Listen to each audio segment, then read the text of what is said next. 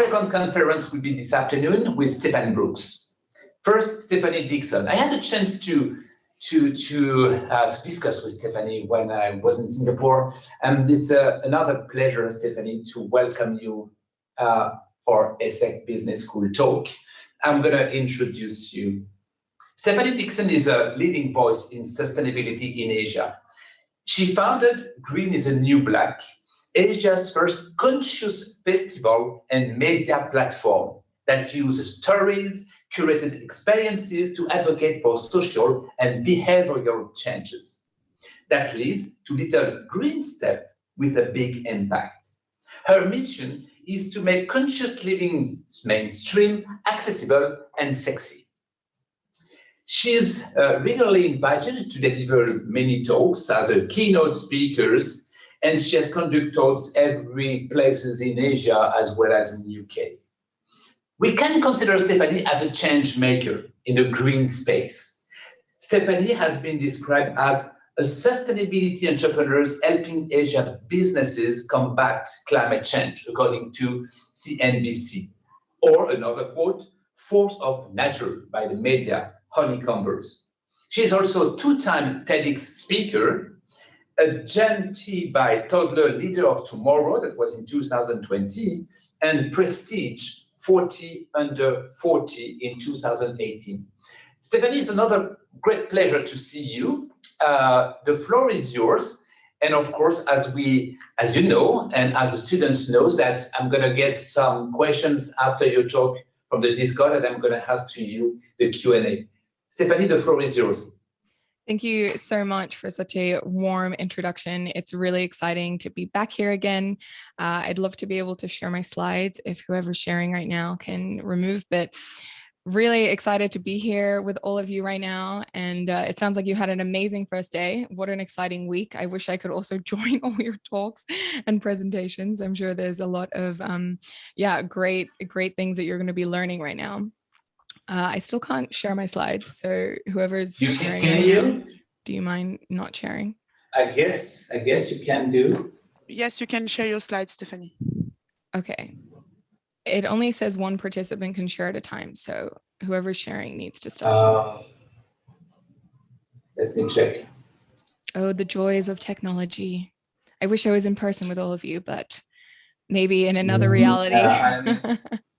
I don't know. Yeah. Okay, let's try. Great. So it's such an exciting theme that we're talking about today, transformation of oneself and transformation of ecosystems. I'm going to run you through a little bit about my personal transformation, as well as the transformation I think we need to see in the world. And then a couple of the big life lessons that I wish that I was told when I was younger. So let's get started. I used to work in fashion. I used to run fashion festivals around Asia. And this was really my dream job. I always wanted to work in fashion. I was that girl that, really just like dreamt about it when I was younger. And so when the opportunity arose after university, I grabbed at it and was really excited because we were running like the third men's fashion week in the world after Milan and Paris. And this was in Singapore. It was just a really crazy and exciting time. My life was a little bit like Devil Wears Prada. I'm not sure if I'm going to be showing my age citing this movie or not, but it was chaotic. It was entertaining. At one point, I got to fly to Paris for the day to hand carry a couture wedding dress. Literally didn't even stay the night, flew in the morning, had breakfast on the Champs-Elysees, and then flew back. Not very sustainable, but this was before I knew about what any of that really meant, and was just enjoying the chaos of working in fashion. That was until I started discovering that actually fashion was one of the most polluting industries in the world, and also one of the most socially corrupt. And I truly felt completely blindsided that I had no idea of everything that was happening behind the scenes of this glamorous curtain that the fashion industry portrayed. And so I started doing all this research and discovered and read and watched movies about the Rana factory collapse, which is the image that you see here, that happened in April 2013, killing over 1,000 people. That was completely preventable. learning about the toxic waste that's just pouring into our environment to make the clothes, to then learn about all the overproduction of the clothes. And it just hit me like a ton of bricks. And I realized that I couldn't continue to be part of the problem anymore. I wanted to be part of the solution.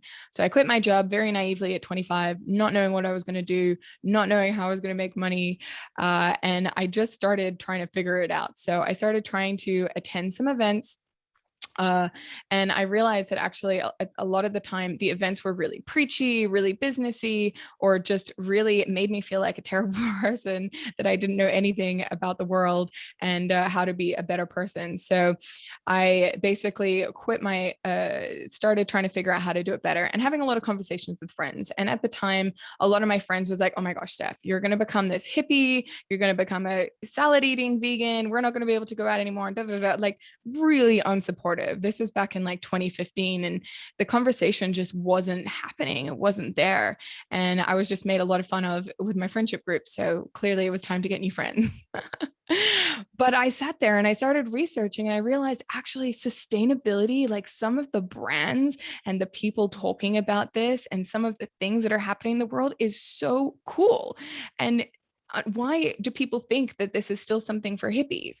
And I also realized that actually some of these brands could be really mainstream and could be doing incredible stuff around the world, but people just don't have access to it. They're not realizing that that's available to them, especially in Asia. We were kind of cut off a little bit. And then I realized, actually, you know what? I think sustainability is really sexy.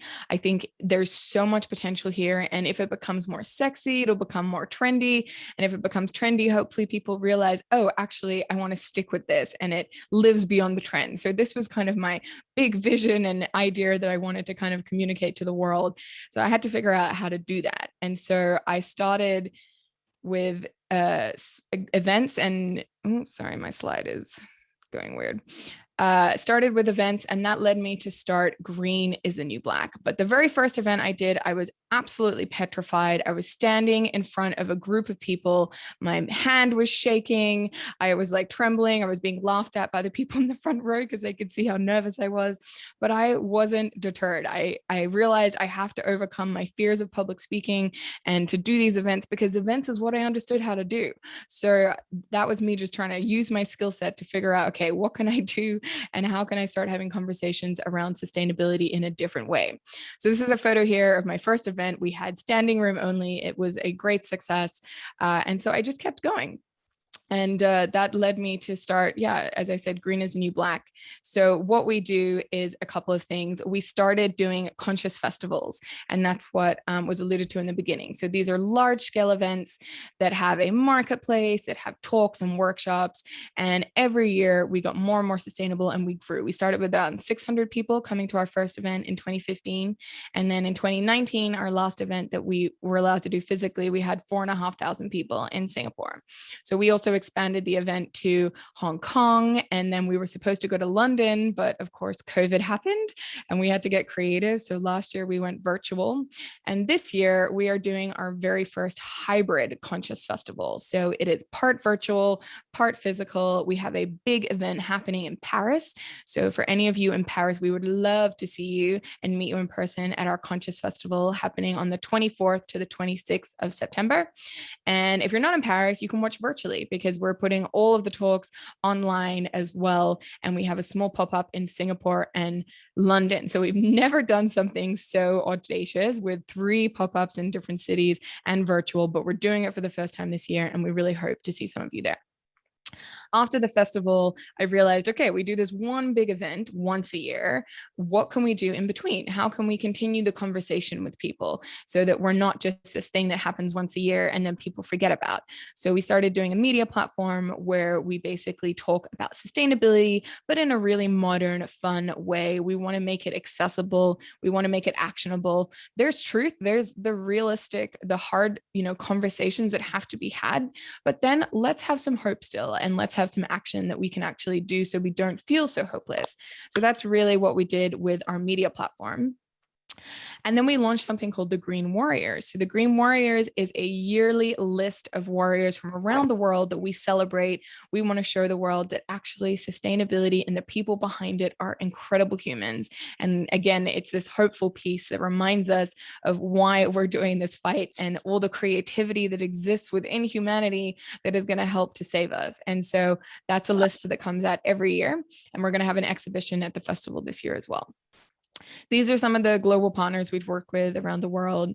And this year we got invited to basically start a youth sustainability influencer incubator, which is really exciting, to Temasek Foundation and WWF. And that actually kicks off this Saturday. So I'm also going to be about to go into a 5-day boot camp with youth around the world to talk about sustainability. So we'll be laughing over a little bit with you guys. But since then, since I started in 2015, it's been a completely wild ride. We're going to dive a little bit deeper into that. But, I've done TEDx talks, I've been invited to speak in different things, and it's been an incredible journey, but it's also been very, very challenging. And the next few things I'm going to talk about, I wish more people spoke about when I was starting or when I was trying to figure out what I wanted to do next, because it's hard. It's hard work. And there's a lot of things that people could talk about, but for some reason we just don't. And so that's what I want to take you on for this next little part of this presentation. The first is that when I first quit my job and had no money and was trying to figure out how to be part of the solution and not the problem, I had to do a lot of side hustling. So I literally I was a lecturer at one point, lecturing fashion at a local university or college in Singapore. I was doing social media marketing consulting as well for different clients. I started doing events for other people, and all of this to just keep me afloat while I was trying to build up Green is the New Black as a brand. And it was really hard work, but it was definitely worth it. And it did cause a lot of sleepless nights. I ended up getting insomnia because I'm a bit of a perfectionist, which I've had to unlearn over the years because it would keep me up at night, all the stress of the things and caring so much about what other people thought and just trying, to do what I could to and working on all these different jobs. It was very, very difficult for me during that time. I had a lot of self-doubt and fear and anxiety that just crept in, and just really questioning myself. And it got to a very, very dark point where I actually fell into a pretty big depression, which I didn't even realize I was in until a girlfriend pointed it out to me. And that was really hard pills to swallow, because I was always a very happy person. I always thought of myself as a very hopeful, positive person. But here I was, grinding myself into the ground, trying to, do something that mattered, but at the same time, just losing myself along the way. And it was a very dark time, but I was able to pull myself out of it. And this kind of thing is just not spoken about enough. And feel free to ask me any questions about this, or if you want to talk about it more, because I think we need to, especially after this last year that we've all been facing with COVID, there's so much mental health out there that we need to be able to have safe spaces to talk about. Even though, there's all this crisis happening in the world, it's okay to feel the empathy for what's happening, but also know that you're going through a tough time yourself. These things are not mutually exclusive. So I think it's a very important conversation to be having. So that was, a very dark and interesting times that I had to struggle through. But I also have had some interesting experiences with co-founders. So I've had 2 co-founders since I started. The first one was very, very difficult. Again, I don't think this is something that people talk enough about. When you have a co-founder or someone you're going into business with, you're literally getting into bed with them. People say that you're basically married to your partner in business, and it really is true. You have to work on your relationship, and not a lot of people say this. There's a lot of these accelerator programs that want you to find a business partner or a co-founder and to build things together. And it makes sense, from a VC perspective, to have 2 people very passionately working on something together, because 2 is better than 1 and you're going to get more done. But there are some people, I think, that just don't need co-founders, and I've met some of them along the way. And I think you can have different levels of partnerships without having to have a co-foundership. And I think that's just something that, it just, again, it's this idea of different ways of thinking about how to do business and different ways of structuring your missions or what it is that you want to achieve. So I think, don't feel like you have to get cornered in to finding a partner because it's easier or whatever. Sure, there are some benefits, but there's cost and benefits to everything. So I've had good and bad experiences with it, which is why I always bring it up, because I think, it's important to have these kind of discussions. So another big thing that I learned and that transformed me along the way was actual partners. So as I said, we do a lot of events. We get a lot of sponsors and partners involved in that. And I had a very difficult learning and challenge one time when we were launching an event. This particular event, we had partnered with a girlfriend of mine who was doing a lot for sexual wellness. Now, you can imagine in somewhere like Singapore, this is not something that is talked about. It is very taboo. I think sexual wellness in general is still quite taboo in our society, but it was very taboo at that point in Singapore as well. So we wanted to do a sustainability and sexual wellness event combined. And we got rejected by like 3 or 4 venues that had previously supported us or said they were interested in supporting us because they didn't want to align with the sexual wellness narrative.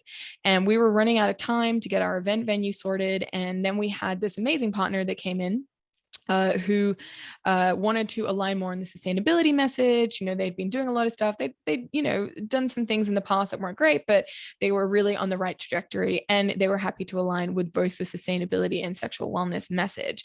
And so great, we aligned everything. Our small team was working really hard. We went live with the event, and then we started getting all these haters like polluting our Facebook event page. This was back in the day that everything was run on Facebook, and it was crazy. I had no idea what to do. Here we were, doing this amazing event. And all of a sudden, we had all this negativity and activists like trying to tear the event down. And I had to take a huge step back and realize, like, actually, this isn't our war. We're just a pawn in between a war of this venue and these activists. And basically what had happened is they had an aquarium. And there had been some really shady stuff that had happened with some dolphins. And one of the dolphins, I think, had committed suicide. And they were a dolphin activist group against this venue. And we had no idea about it because this had all happened before, when I was in university. I wasn't even in Singapore at the time. And so it came as such a shock. And, it just made me realize, wow, I really did not do my research. And now it's coming back to bite me in the ass. And so that was a really painful experience. And the venue and our PR company was like, just don't engage, don't speak to these people. But I knew deep down, my intuition was like, you have to speak to them. Like, you can't just ignore this issue. They're only going to get worse. Like, who knows what might happen at the event. So I ignored all of the advice that was being given to me, and I gave them my email address on Facebook, and they emailed me this huge essay. And I wrote back with one line. I was like, I'm not going to fight over the internet about this. And I said, look, let's meet for a coffee. These are my availabilities for next week. This is where I'm going to meet. So you let me know when you're free and you come and meet me. And so they did. The girl ended up meeting me, and I was so scared. I'd been so upset and traumatized by this experience. We're just trying to do good in the world. And then there's this angry mob of people trying to tear us down. So I met her. She sat down, and the first thing she said to me was, I am so sorry. I like almost fell off my chair. I couldn't believe it. I was like, you're sorry? And she was like, yeah, you seem like really good people. I was really mad. My fight's not with you, blah, blah, blah, blah. And it was incredible. I was like, wow, I was so relieved. And we had a really constructive conversation. I invited her to the event to give us critique. I was like, you got a really good critical eye. Do you want to come to the event and just, give us your feedback and see how you think we can improve things? And she did. And that was really incredible. So I turned this very awful situation into something that was actually beneficial for both of us. She was then able to make our event better, and we were able to listen to her. So it was a very, very hard journey, but something that, it taught me a lot about, first, researching very deeply the people that you partner with. And secondly, listen to your intuition and not what everyone else is saying around you. So that was a big thing. We've also pivoted a serious amount since 2015. And this is, again, just like constant transformation. One thing happens and then you get interest in another avenue, and we followed that. And we were literally just like all over the place at one point, doing so many different things, trying to pivot, trying to continue to figure out the business model. And then we started making decisions based on money, which that is one of the things that I wish I could change. Not that I live by regret, but I wish that we had just stuck to what we were good at and not get so like, okay, but we need to cover salaries and we need to do this and that and the other. And I do think we got a little bit lost along the way. And so even though we pivoted a lot, I don't know if it's necessarily always a good thing. And we're going to circle back to that in a little while. But yeah, I think there's been a lot of pivots and changes along the way, and just growing up and having different skill sets as well. So we often get a lot of questions about our business model, and there's a couple of things that we do now. So we obviously get sponsorship for our festivals. We have some ticket sales for our festivals as well. And then we used to do a lot of membership sales. So we had these media packages that we were selling at one point to help social enterprises to communicate how they were sustainable, and doing other partnerships with different brands. But really what we're best at is events and designing experiences and bringing speakers together. And we figured that out eventually. And so now we do things more like we just did an event with Porsche, for example. So Porsche has this regional event in Asia called Scopes, and we did a series of sustainability panels for them. And so that's a great revenue stream for us, designing content around sustainability for different events, which is great. It's really fun to collaborate and to bring together all our favorite speakers around the world. People were discovering to talk about this subject and to bring, that dialogue to people that might not have had it before. And the youth program as well. That's a big consulting project, but one that equally is very, very exciting, and we love working with the youth. So the business model has evolved. We figured out what we're really good at eventually, and now we're just doubling down on that, which is great because it is what we're good at, and it also now is able to help us to keep going. COVID was a very difficult year. We had to lean our team down. We had to really think and just be brave to keep going as so many people around the world, but we managed to survive. We're still here right now. So small moment of celebration for that, and for everyone else that's managed to survive these very difficult times that we're going through. So what I would say overall is that the things that seemed like mistakes, the challenges along the way were how we learned the most. We really grew from the adversity that we had to overcome over the last years. It's just young entrepreneurs trying to figure out how to save the world, our own a little piece of it, and be part of the solution, and just trying to figure it out along the way. It's a lot of personal and business transformation and lessons learned. And I'm so curious, if it's just an age thing that you just get a little wiser as you get older, or if it's all the hard experiences you've gone through, or maybe it's a combination of both. But yeah, I think it's a lot of transformation that happens along these kinds of journeys. And one of the biggest lessons that I learned is actually from my current co-founder, and that is to have a more in the flow and surrender mindset. I think you might have realized by now, especially in the early days, I was very controlling. I was very, perfectionist and just trying to do everything the right way and just killing myself in that process. And she's much more in flow, and I think was a good teacher for me in that message. And we had this crazy idea. We came across this expedition to the Arctic Circle, and we wanted to go, and it was in 2 months' time. It was all full. They had 2 spots left for this. We got invited to go, and we basically had to fundraise 40,000 US in like a month to secure our spots to go. And we were able to do that. That would have never been possible for me if I didn't just believe that we wanted to make it happen and to just work our butts off to go.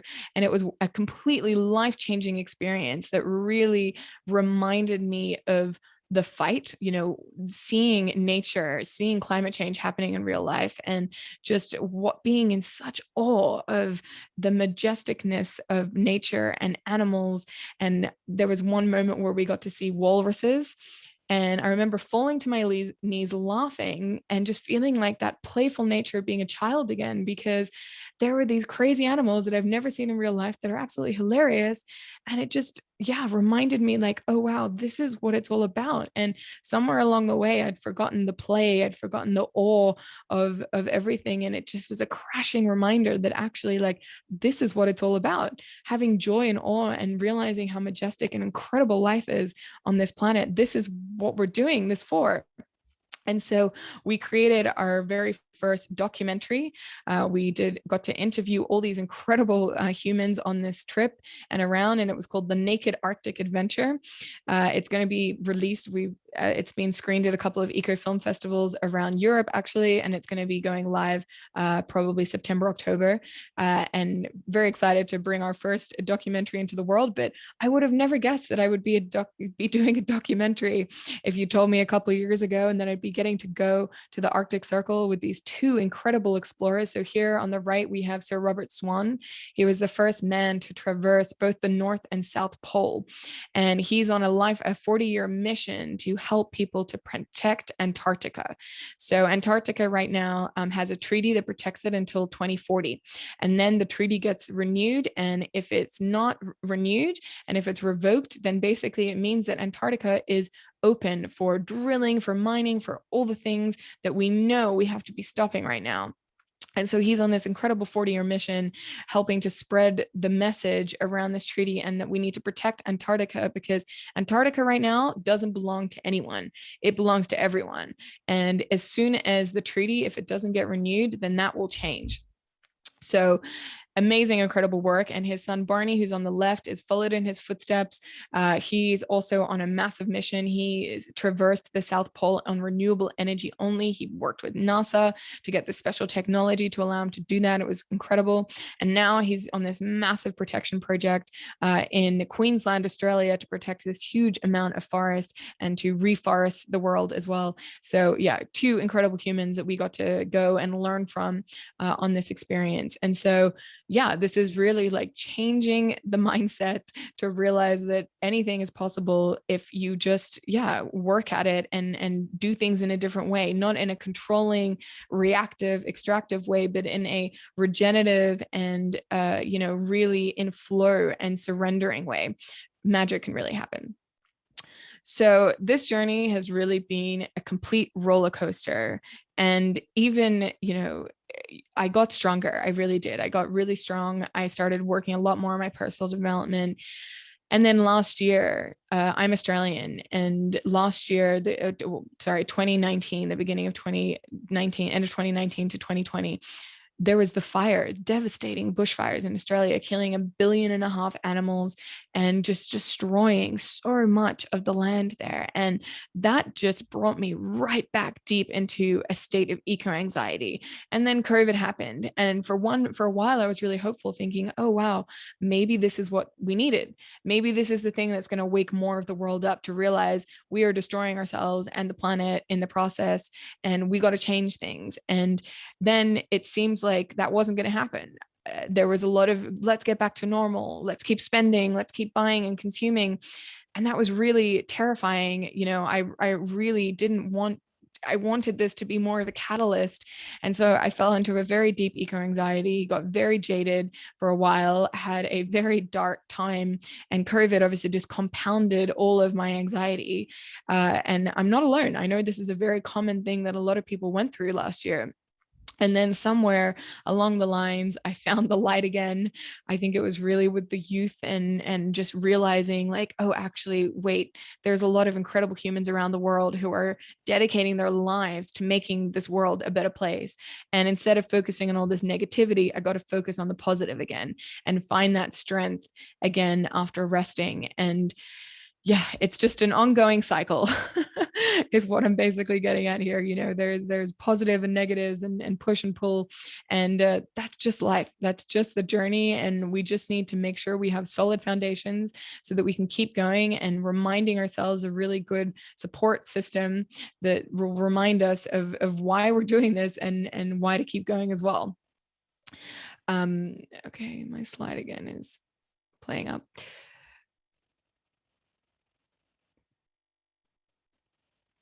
Why? Okay, yeah. So basically now, rest is a really important part of this journey. And it's something that took me a long time to realize, actually. Now I don't work on the weekends. I used to work 7 days a week. Now I take my time.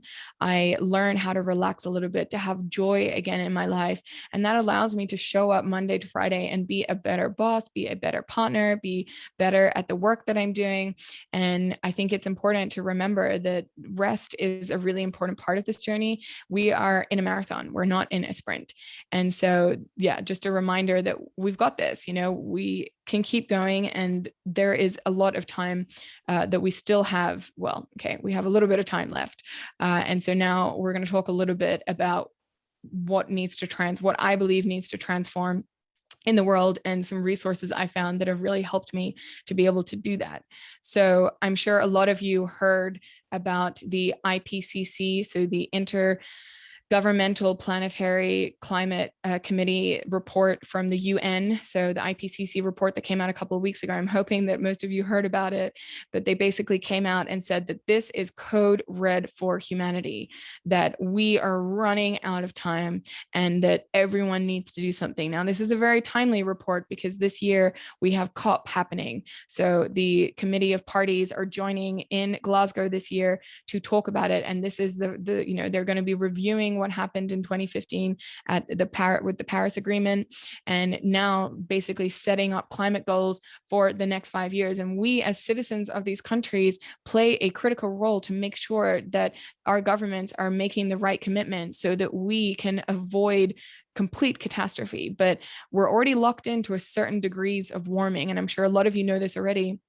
But this is going to mean we're going to be having more fires, more droughts, more flooding around the world. And this is going to have devastating effects moving forward. And, this is urgent. It is code red. We need to protect ourselves and the planet. And so I really love this analogy that Paul Watson, who's the captain of Sea Shepherd, talks about. He talks about Earth as a spaceship.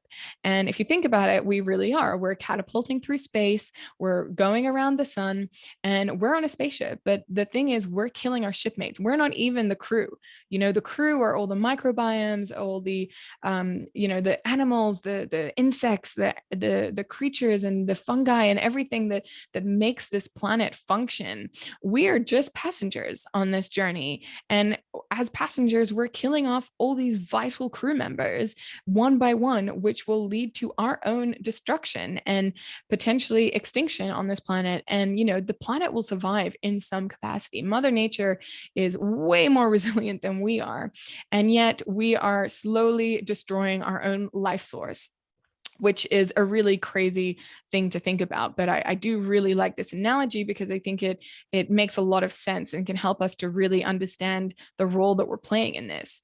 So when we're talking about planetary destruction, there's really two main things that we're talking about here, and that's climate change and biodiversity loss.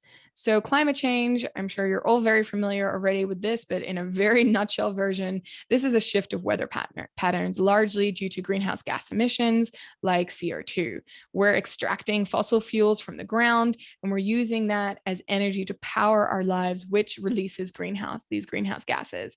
And these gases basically trap the sun's heat. They create a layer around in the atmosphere, and they're trapping a lot of the sun's heat within our atmosphere, which is then heating up the planet, melting our glaciers, leading to sea level rises, and all the knock-on effects that you're seeing from that.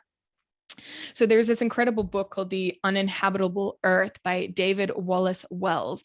And he basically gives a very stark and realistic understanding about what's going to be happening as we get different degree rises. So here's a very brief summary to give you a bit of a picture. At 2 degrees, our ice sheets will completely collapse. 400 million people will be suffering from water scarcity. Major cities are going to become unlivable, and there's going to be 32 as many extreme heat waves in India, which will kill thousands of people. At 3 degrees, Southern Europe will be in a permanent drought, with longer droughts in Central America, the Caribbean, and Africa, and wildfires will double in the Mediterranean and sesquituple in the US. And then 4 degrees, and he keeps going up to 6 degrees, but 4 degrees will be 8 million cases of dengue fever in Latin America alone, close to an annual global food crisis, damages from river flooding all around the world, and 6 climate-driven natural disasters striking simultaneously around the world. It is a very, very scary future that is very well predicted by the scientists and all the people working on this. But one of the great things that came out of the IPCC report, the Code Red for Humanity, is that we still have time. Not much, but we still do have a short window of time where we can stop and stop this happening and start to turn this around. But each and every one of us have to play a role in that. And that includes governments, businesses, individuals. We are all in this together. And while the report lays out a lot of things, a couple of the big high-level things is that we need to cut global emissions in half by 2030, and we need to be net zero by 2050.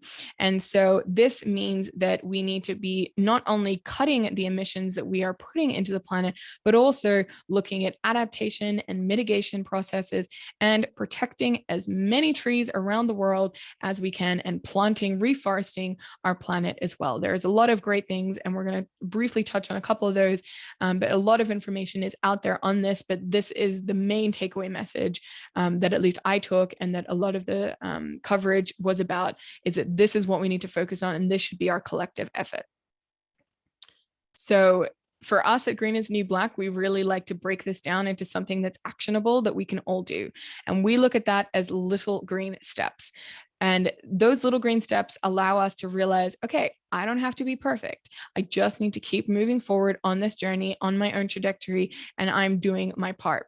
And so there are 2 massive resources that have been crazy helpful to us and to a lot of people around the world. And the first is the UN Anatomy of Action. Now, these are small transformations that all of us can take in our daily lives that together, collectively, we will have a huge impact. And if we all do our little part, then this is going to be massive. So this is food, looking at things like protein swaps, using all your food, growing your own food, things like stuff, looking at beyond buying, beyond consumerism, slowing down fast fashion, ditching disposables, moving, keeping active, sharing a ride, going cleaner. Money. This is a massive one that a lot of people don't think about, but looking at ethical investments. How do we divest? How do we make sure that our money in the bank or in our pension funds isn't actually funding fossil fuels? It doesn't take a lot to actually figure that out. You can ask the questions and figure it out with your bank. And then fun, enjoying the journey, staying curious. This is the positivity part, and choosing experiences over stuff. So the UN Anatomy of Action, a wealth of knowledge that will help us transform our individual lives. And then we have this incredible thing called Project Drawdown. Now, if you haven't heard about Project Drawdown, I highly recommend you check it out. Chad Frischman, who's the lead scientist, is an incredible human being, super, super positive. I see my slides are mucking up again. Yeah, there we go. Super, super positive. And they've already come up with or curated 80 solutions that exist today that will help us draw down all the carbon from the atmosphere. That's why they're called Project Drawdown. And all these solutions exist. So basically, we just need to implement and to massively focus on accelerating these current solutions, which will help us to lead to the drawdown, to help us to, not to hit those crazy degrees of warming. All of these solutions already exist. We just have to amplify them.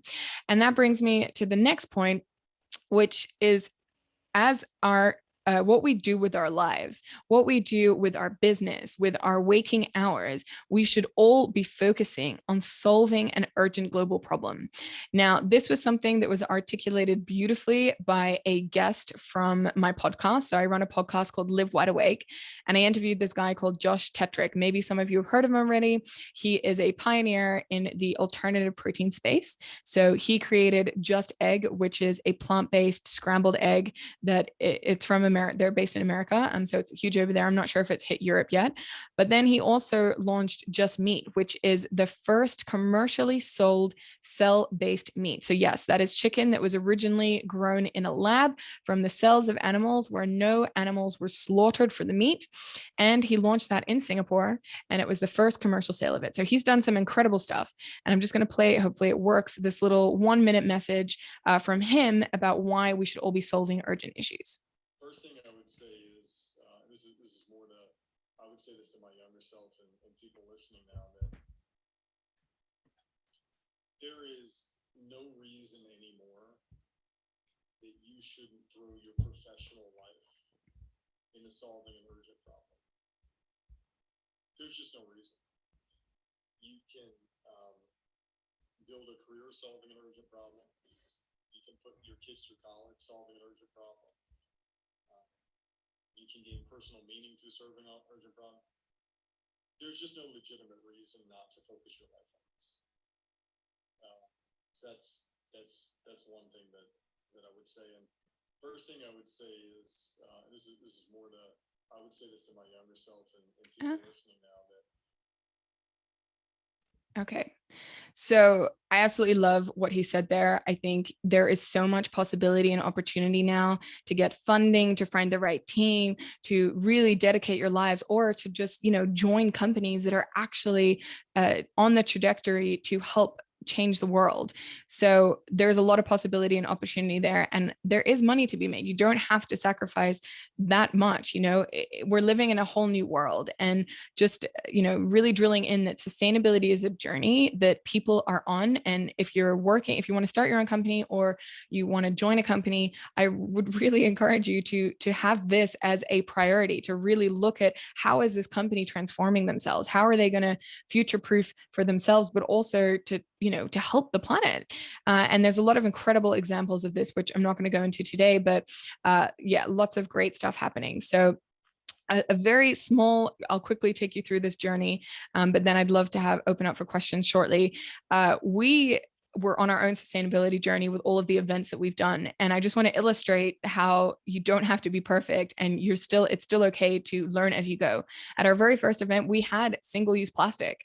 This was back in 2015. We served everything in single-use plastic because it was convenient, and we didn't even think about it until someone gave us feedback afterwards, and we were like, oh, yeah, we probably should have done that. We had all these incredible makers and brands and everything and speakers, and it was really a very hopeful, positive thing. But then we had plastic in there.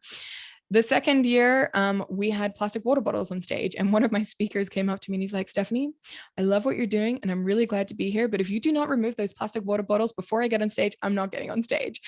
And again, I was like, oh my God, just feel like so stupid, like such an idiot, but also like, okay, great, let's get them off, and I'm learning and we're going to be better and better. And then we started taking things really seriously. So at first we were really focusing on celebrating brands, bringing incredible speakers, and having this really hopeful message. Then we were like, okay, no, we're growing bigger. We need to be as sustainable as we possibly can. 2017 is the one I already talked about, where you have to research your partners and make sure that you're getting into bed with the right people. We also had a second one in 2017, and we went vegetarian. So we were pescatarian at first, and then we went vegetarian, and we wanted to show people how incredible vegetarian food was. And then the next year we realized, okay, we can actually get an assessment. We can figure out how much carbon we're producing at our event, and we can offset that. And so we did that with this partner, ES Power, who helped us to figure that out and to help us offset our footprint. So we were carbon neutral for the first time.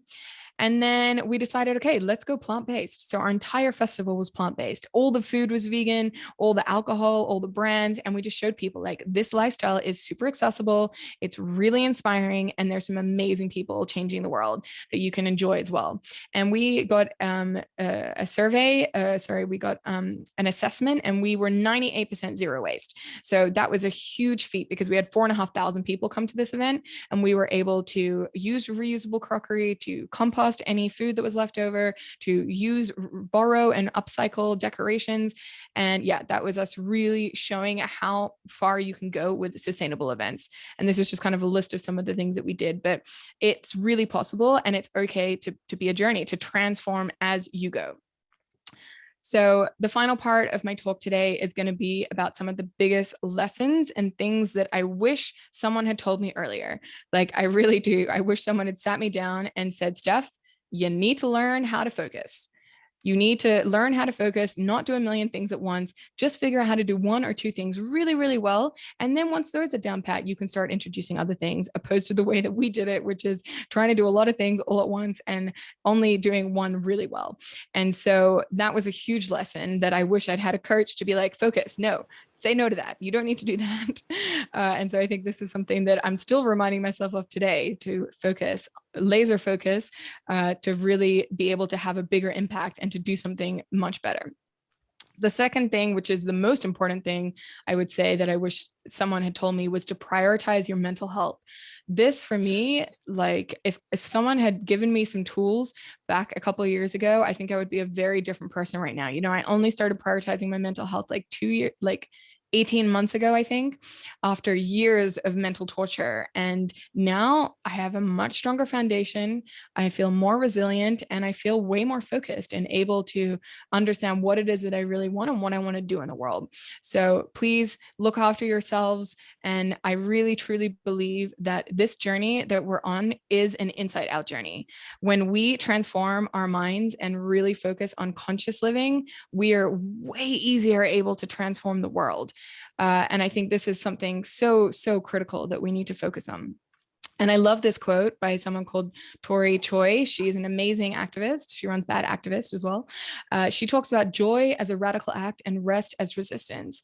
And this, again, just perfectly sums up my struggles over the last few years, and then finding joy in Oregon and realizing that rest is a big part of the journey. And that is what can keep us going as well. And so now there are two things that I'm focusing on. One is continually asking myself, how can I provide the most value right now?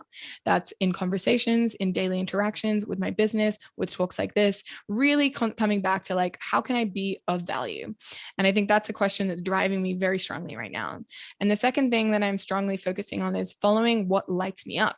Because for a long time, I followed what I thought would cover our team salaries, what I thought was good for the business, but not what excited me, what made me feel alive inside. And that goes hand in hand with having this possibilities mindset. And yeah, we really do think that small collective steps will change the world, and that you can use your action and your daily work as a force for good. Because as we transform inside, we can transform outside. As we realize that we are actually nature. We are nature walking around. We are so deeply connected. For some reason, we've been disconnected with the current discourse, with the current way that we're communicated to. We've been disconnected from nature, but we are nature. So when we get back into that state of oneness, we can reimagine a completely different world of possibilities and help to solve some of these urgent problems. And the solutions help to actually implement those solutions on a mass scale.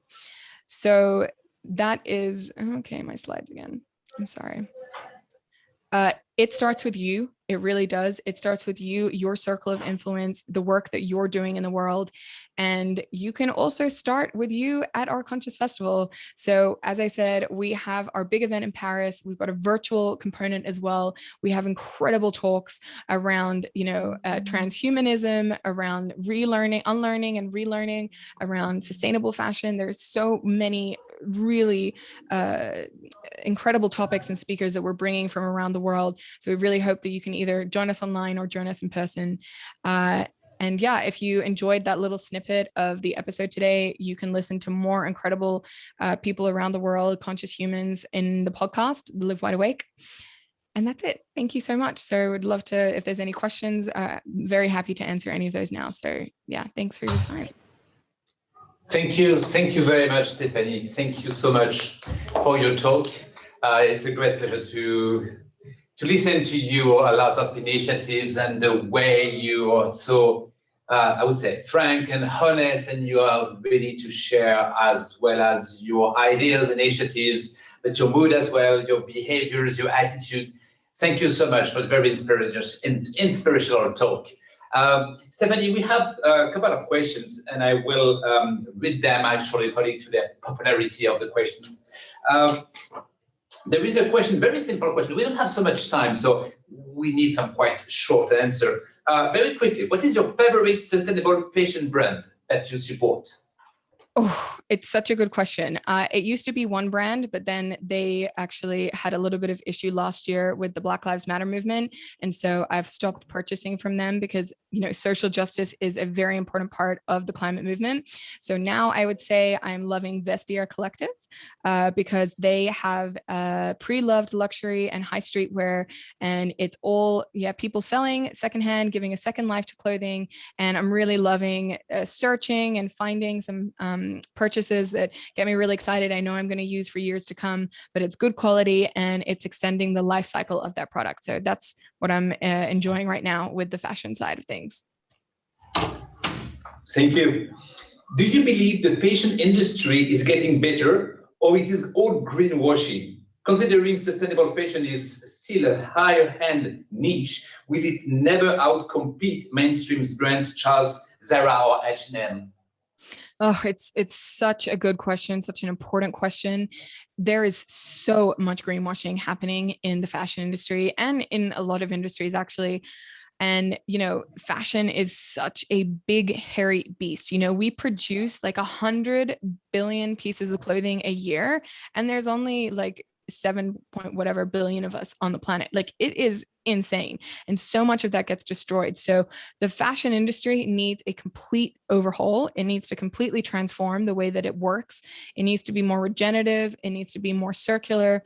And we need to demand way better and not keep feeding fast fashion. We need to support brands who are doing things in a better way and start making ourselves very vocal about this issue, because there is still hope. I still have hope for the fashion industry. I think the digitization of fashion with companies like Lablaco, and also now I've forgotten the name of the other one, but there's some incredible companies that are helping to use digitization to help make the fashion industry more sustainable as well. And we also need to, really get the big fashion companies, they need to stop. And the thing is, we have so much power as a collective to really guide that and to stop purchasing from them. We have to vote with our dollar and to be very vocal about that as well. So I still have hope that we'll be able to turn things around, but it needs to happen way faster than it's happening right now. Thank you for the question. How do you ensure the brands that you work with qualify for a sustainable measure? Is there a given checklist the company follows? Yeah, this is another really good question. At this stage, there are no universal checklists, unfortunately. There's a lot of companies that are trying to do different things. There's a lot of different labels, obviously, but there is not a universal checklist to date. So it's very, very difficult to be able to actually have like a checklist. So we have our own personal things that we look at. First of all, are they embodying sustainability in their DNA? Have they retransformed their company so that this is one of their core values? And what are they actually doing? We love transparency. So if brands are really open about where they've been, what they're doing, and what they hope to do in the future, this has to be celebrated. Not all brands are evil. Some brands were evil, maybe by different people's definitions, but they are trying to be good and they're trying to do things in a better way. And so we really look at that side of things. What are brands doing? How are they doing it? And are they looking at social and environmental impacts? And so, yeah, there's a lot of conversation. And even when on a smaller level, when I'm purchasing from a brand, I always message them on Instagram or whatever other tool to be like, hey, I couldn't read enough about your sustainability initiatives, or like, where are your products produced? Are they ethically produced? Like, asking questions and getting answers is one of the best things that we can do at this stage, because it sends the right messages. So yeah, we really look at the environmental and social impact and have our own internal, system of like, okay, how do we feel about aligning with this brand or not? And we've had a lot of debates internally about where that lands. But it's fluid, it has to keep changing and evolving, because that is the world that we live in as well. Thank you, Stephanie. Maybe to conclude, there's quite a personal question. I will try to wrap up all of the point about it. It's a question about depression, anxiety, being under pressure, and also how could you stay positive despite the different informations that we can get about the climate change and so on and so forth. So what is your personal practice, maybe medical recipe? I don't know. What do you have to struggle with or to cope with actually depression and anxiety, bad news that we can listening every single day? Yeah. It's a really great question. Thank you to whoever asked it. There's a few things. So what I've learned is there's always going to be other things that trip you up, like other things that happen, small or big, that are going to trip you back up and really test you to make sure that you're solid in certain things. And I think that's just part of the human experience. There's going to be dark and light. And the more that we work through the dark and we really understand why we were triggered by that, we work with our shadows, we really go into the depth of our soul, the more that we can understand ourselves and that we can be stronger when it comes back around next time, if it does come around from a different perspective. So for me, I just really focus on taking that time. Like when I'm triggered by eco-anxiety, yeah, I'll wallow in it a little bit. I'll understand, okay, like, why is this so triggering to me right now? What can I do to be kind to myself, to allow myself to process this? Because sometimes you have to process it. You can't just push it all down. So taking a little step back, allowing myself to rest or to be in nature always helps me. Like that's the thing I love to do most, is hiking or watching sunsets. Like that is just like cure for my soul.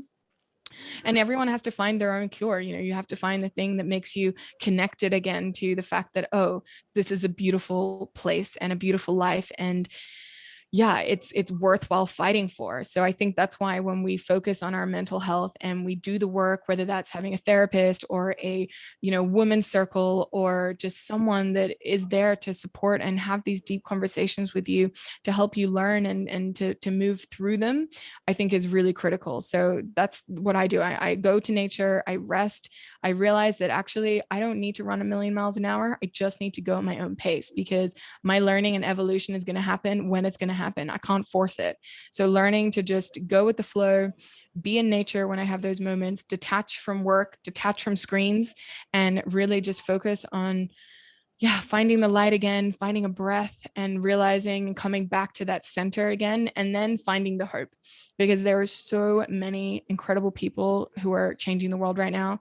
So much activation from the youth that keeps me going. So I'm like, no, there is a positive side to all of this as well. And then I delve more in that space again. And that helps me to remember what this is all about.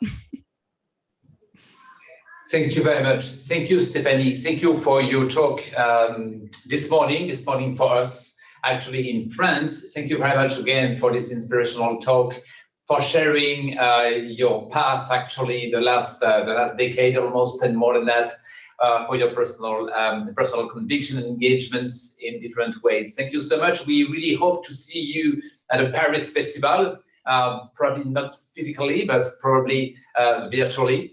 Thank you so much, and I wish you the best to continue on the Green is the New Black. Thank you so much. Thank you, and good luck, everyone, for the rest of your week. It was lovely to be here with you. Take care. Bye.